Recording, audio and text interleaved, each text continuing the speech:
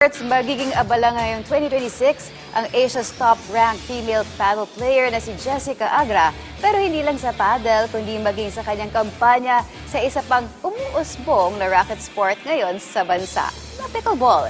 Yan ang report ni teammate Jamaica Bayaka. May panibagong hamon na hinaharap ng Filipina paddle standout at former junior tennis champion na si Jessica Agra. Matapos mangibabaw sa paddle scene sa Asia, sinimulan ni Agra ang pagsubok sa pickleball noong Disyembre, isang sport na patuloy ang paglakas ng popularidad sa Pilipinas at sa buong mundo. Hindi na rin ganap na bago sa kanya ang laro dahil na rin sa impluwensya ng kanyang pinsan na isang professional pickleball player na si Sarah Jane Lim na nagsilbing inspirasyon niya para pasukin ang disiplina. At agad naman niyang pinatunayan ang kanyang kakayahan matapos magkampiyon sa kauna-unahan niyang pickleball tournament nitong Enero. Dahil dito, mas lalo pang lumalakas ang loob ni Agra na mayroon pa siyang mas mapapatunayan sa naturang laro bukod sa mga nakamit na tagumpay sa paddle. Naging interested ako to see how it is and nagte-training since then ng December. And then sumali nga nito.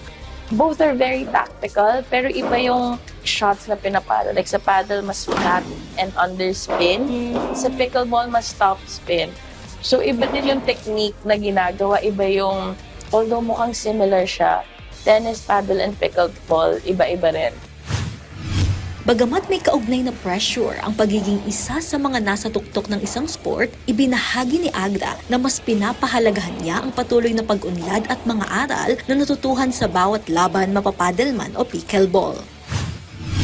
Actually, yes, there's always pressure, I think. Pero I think in terms of yung mindset din talaga when playing, I guess sanay din from tennis, may pressure talaga ever since. Nadagdagan nung pataas ng pataas yung ranking.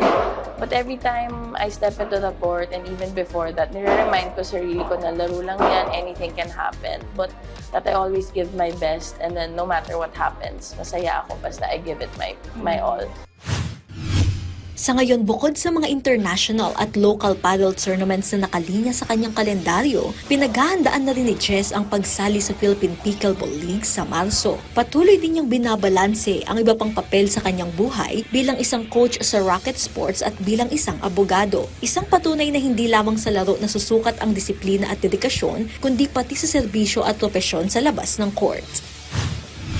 Coaching, na-start siya last year ng September. Nasa Spain ako for a few weeks na nag-tournament and nag-training. And then yung coach ng top team in the world sa paddle, meron siyang certification course. So yun, after ko in-attendan yun, lalo akong naengganyo magsimula mag-coaching.